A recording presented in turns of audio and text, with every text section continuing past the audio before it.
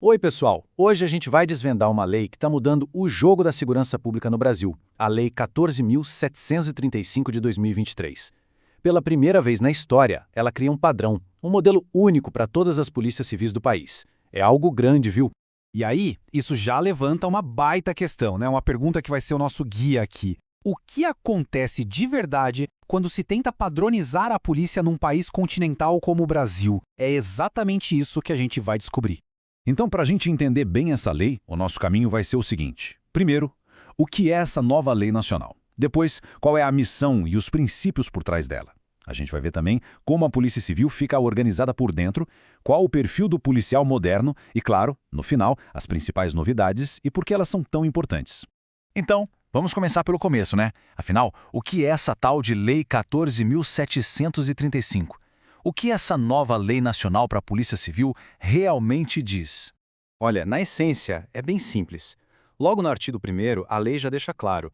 Ela define as regras do jogo para todas as polícias civis do Brasil, sem exceção. Isso transforma a Polícia Civil numa instituição permanente do Estado, uma peça-chave para a investigação e para a justiça criminal. Uma forma bem legal de pensar nisso é como se fosse um sistema operacional nacional. Sabe, antes, cada estado tinha seu próprio software, cada um com suas regras, sua estrutura, uma confusão que só. Agora, com essa lei, é como se todo mundo instalasse o mesmo sistema. Tudo fica padronizado, as funções, os procedimentos, em todo o território nacional. Beleza, já entendemos o que é a lei, mas qual é a alma dela? A gente entra agora na missão e nos princípios que vão guiar a polícia. Quais são as novas regras do jogo? Olha, o ponto de partida de tudo, o princípio número 1 que está lá no artigo 4º é este aqui.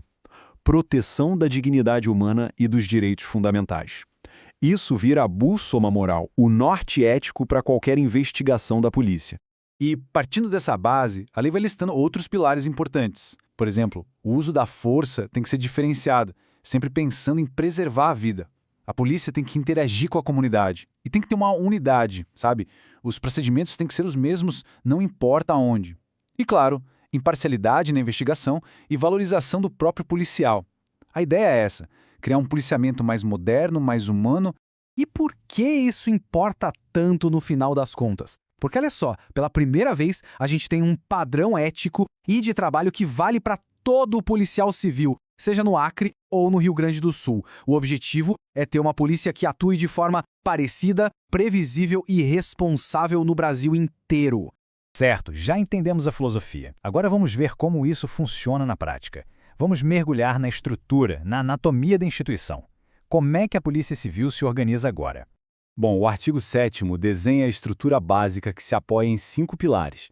Pensa comigo, tem a Delegacia Geral, que é o comando, o Conselho Superior para pensar a estratégia, a Corregedoria que fiscaliza, a Escola Superior que treina e, claro, as unidades de execução, que é o pessoal que está na rua no dia a dia. E aqui tem um ponto super importante, a Corregedoria Geral. O artigo 10 diz que ela é um órgão autônomo.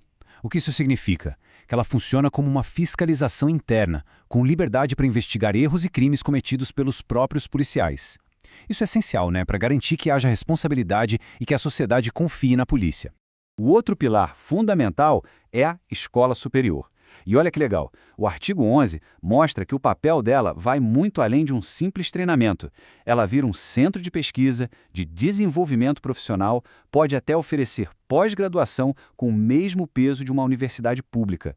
Isso mostra uma valorização gigante da formação, do conhecimento. E essa valorização toda da formação leva a gente direto para quem está na ponta, o policial. Vamos ver agora como fica a carreira do policial nessa nova era, como ela foi redesenhada. O artigo 19 dá uma organizada geral na carreira. Agora, a estrutura se baseia em 3 cargos: delegado de polícia, oficial investigador de polícia e perito oficial criminal. Mas o detalhe mais importante é este: todos, sem exceção, passam a ser cargos de nível superior. E para entrar na polícia, a coisa ficou mais séria, viu? O artigo 20 aperta os requisitos. Para ser delegado, por exemplo, agora precisa ser formado em direito e ter pelo menos 3 anos de prática, seja jurídica ou policial. Já para o cargo de oficial investigador, qualquer diploma de faculdade vale. A mensagem é bem clara. A polícia está se profissionalizando através da educação. Mas não é só mais exigência A lei também traz uma série de direitos e proteções para quem está na corporação lá no artigo 30. Coisas como o porte de arma nacional, proteção para policiais grávidas ou amamentando, estabilidade depois de 3 anos e até pensão para a família caso o policial morra em serviço. É um pacote para valorizar o profissional. Então, resumindo a história, o que tudo isso faz é modernizar a carreira, padroniza o jeito de entrar na polícia e cria uma base de direitos e proteções que vale para o país inteiro. É um passo gigantesco para profissionalizar de vez a atividade policial. Bom, chegamos na nossa última parte. Quais são as grandes novidades e o impacto delas no dia a dia? Vamos dar uma olhada em algumas das mudanças mais fortes que essa lei traz. E para começar, um número: 40. Esse é o novo limite de horas de trabalho por semana para os policiais civis, agora garantido por lei. Uma mudança bem concreta que mexe diretamente na qualidade de vida do agente e, claro, na sua capacidade de trabalhar bem. Agora, se segura aí, porque a gente vai falar de uma das mudanças operacionais mais radicais que essa lei traz. Ela muda completamente como a polícia lida com a custódia de presos. Dá uma olhada nesse trecho do artigo 40. Ele é muito poderoso. Basicamente, ele proíbe que as delegacias sejam usadas como cadeia, a não ser que seja muito, mas muito necessário para a investigação. Isso põe um fim numa prática antiga que fazia com que a polícia, em vez de investigar, ficasse tomando conta de presos em lugares totalmente improvisados. E tem mais algumas coisas importantes para a gente ficar de olho. Foi criado um Conselho Nacional da Polícia Civil para ajudar a alinhar as políticas.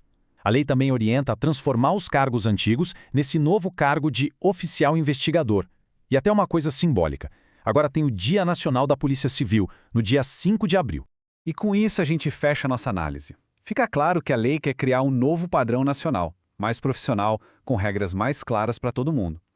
Mas a grande pergunta que fica no ar e que só o tempo vai dizer é: como tudo isso no papel vai mudar, de verdade, a polícia que a gente vê nas ruas, no dia a dia?